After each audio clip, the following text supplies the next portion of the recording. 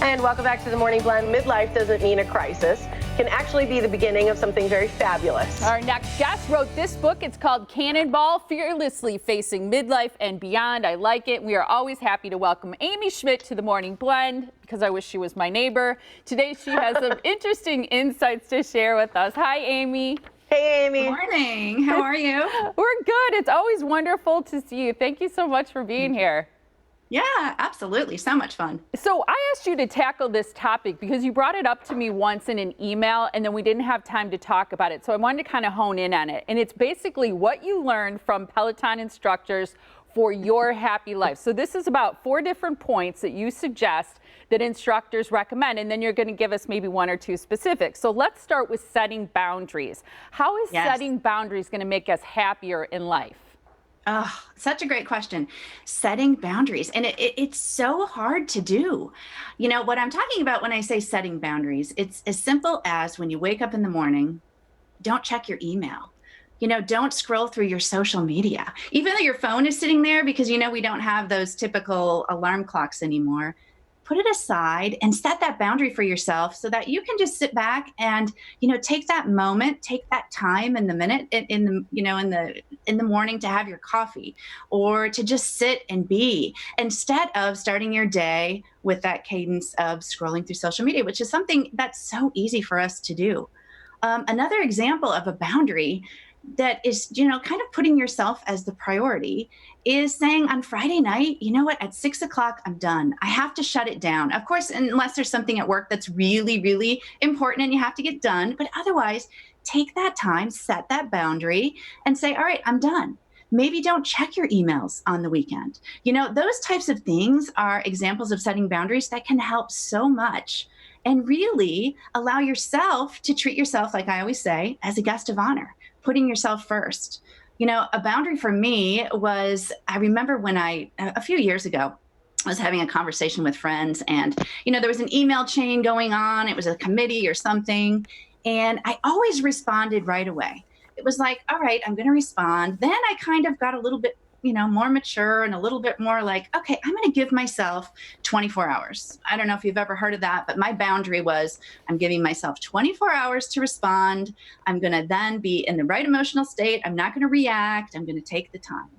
Well, then as life goes on and things change and things evolve and you get busier, I had to say, you know what, I can't respond to you in 24 hours anymore. I need to set a new boundary. And I needed to take that time to say, okay, how am I going to best serve myself and my response to this person? I'm going to give myself 48 hours. So a new boundary. So it's constantly something you have to kind of, you know, reflect on and, you know, recalibrate at times. But those are examples of setting boundaries and taking time to put yourself first, which we never do. I love that you say that. I think it's so hard for people to do that. Like that probably gives some people anxiety just thinking about not responding right away.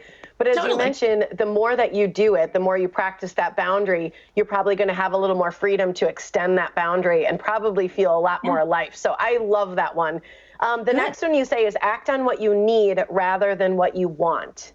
Oh, isn't that hard? I mean, just saying that, act on what you need rather than what others want. And an example of this would be, let's go to something you've done for years. Maybe it's homeroom mom, or maybe it's, you know, a booster club president or whatever it was, or you served on a committee and you've always done it. You're kind of like that Mikey in that Life commercial years ago where it was like, he'll do it. He'll do anything. He'll eat anything. He'll eat it. You know, so it's kind of that type of thing where it's like, oh, Amy will do it. She's done it for the last 5 years. I mean, come on, it's easy.